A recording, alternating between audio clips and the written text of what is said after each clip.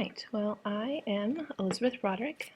I am the language arts teacher at Neil Armstrong Middle School for the Voyager House, and this video will present the information that I shared at back to school night. So if you were unable to attend, or if you wanted to review the information again, all of that is found here.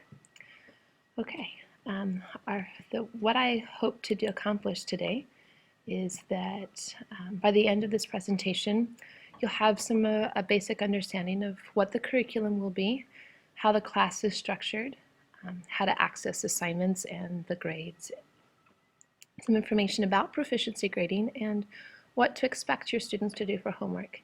Finally, just a few things that you'll be able to access on my website. So to start, I'd like to look at the curriculum, the learning standards that we will cover this year. We'll do three areas. One will be the writing. We'll talk about the writing process. We'll do some writing explanatory writing where they're in paragraphs and essays where they explain something.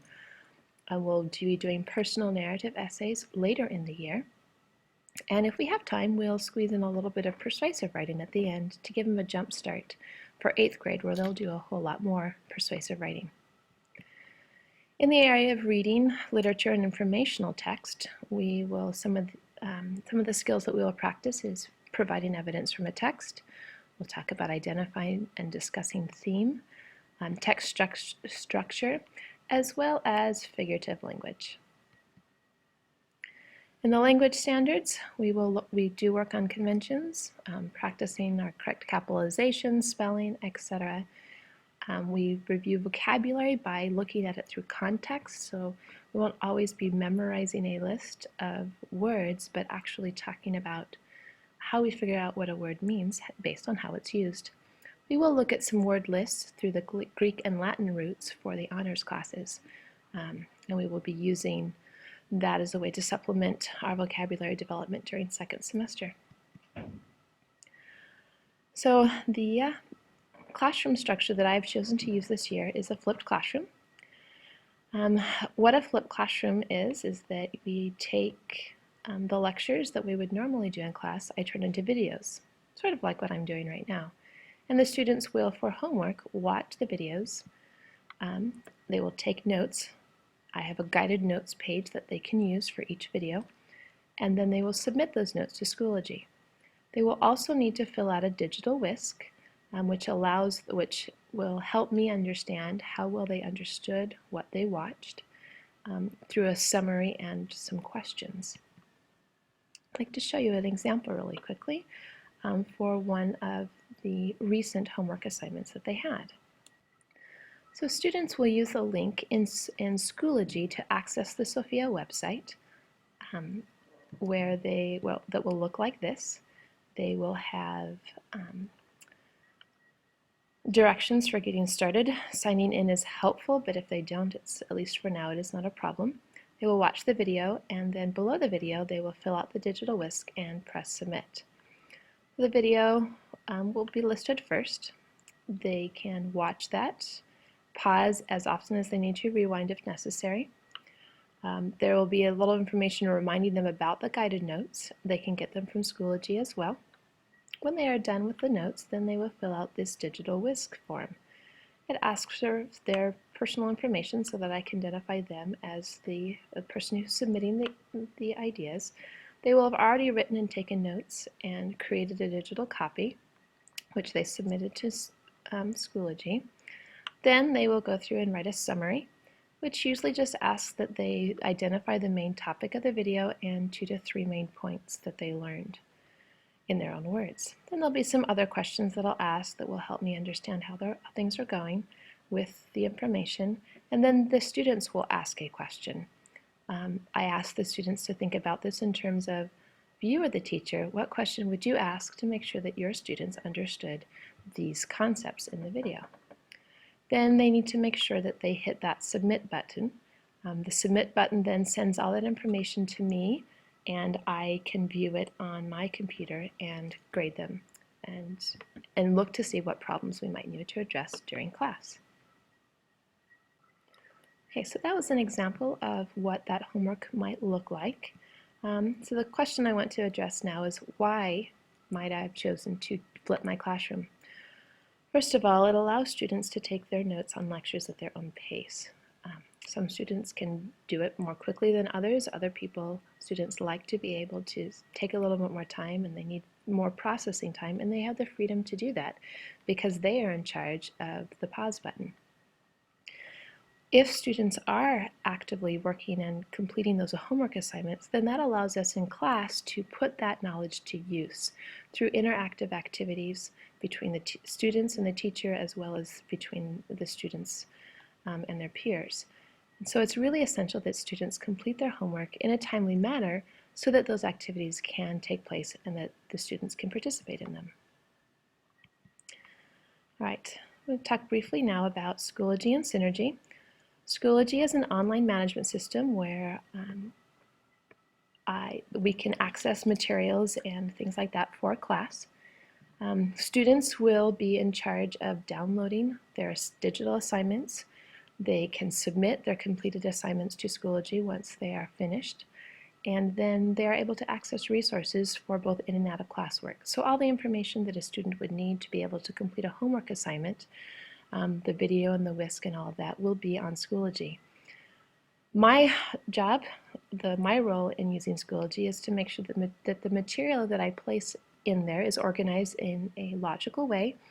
I will be scoring and giving comments on assignments and be posting updates to let people know how things are going. Something to keep in mind is that Synergy and Schoology are different things. Synergy is the official grade, and I usually try to update that at least once a week and sometimes more often. Synergy, students will use Synergy to identify their missing work. Then they can go to Schoology and check to see that they have submitted it and they're just waiting for me to grade it, or if they still need to submit it. In Synergy, they can identify what work did not receive full credit, and then they can go and check the comments in Schoology. So there won't be very many, if any, comments in Synergy. Those comments will be in Schoology, which is a little bit different for the kids.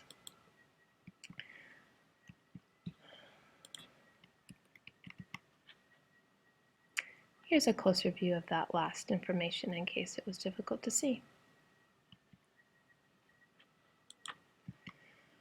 Okay, another thing that is a little bit tricky with Schoology is that if a student has turned in an assignment and I've already graded it, and they turn it in again to be regraded, they need to send me a message because Schoology does not notify me that there is a new item to grade.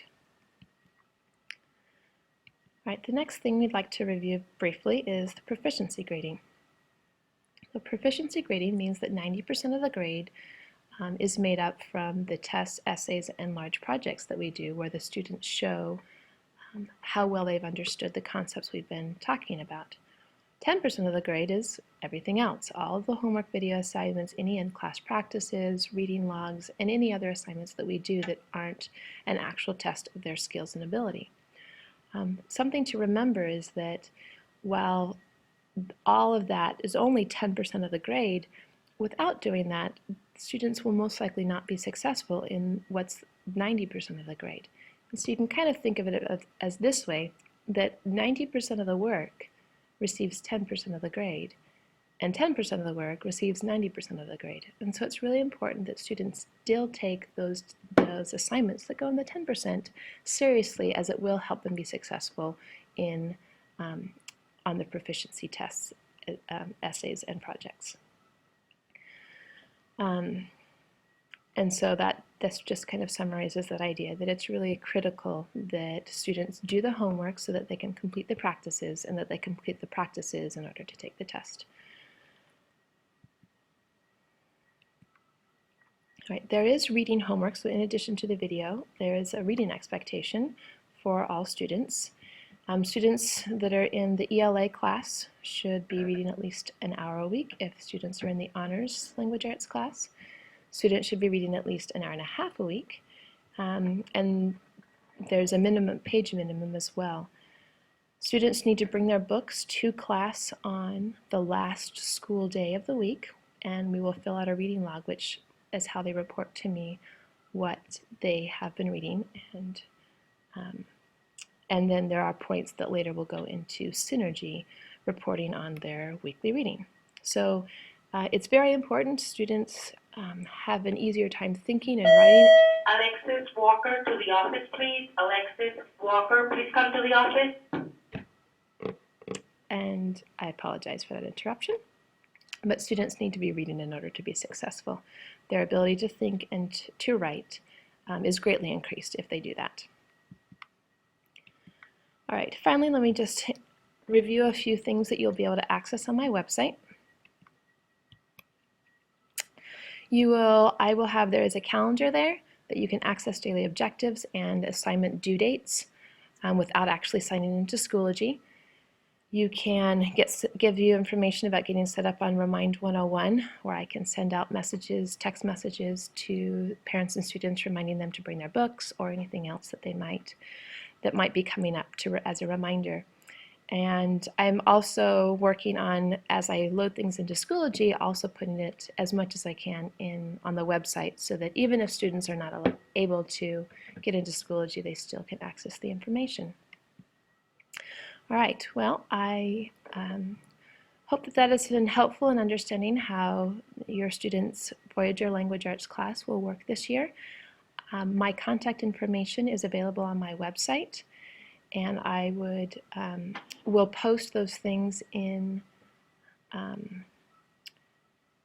Schoology as well. I am now going to show you a picture of that information so that if you need to write it down, you can. All right, sorry about that other little glitch. But there's my information, my phone number and extension here at school, my email address, my room number, as well as the actual website.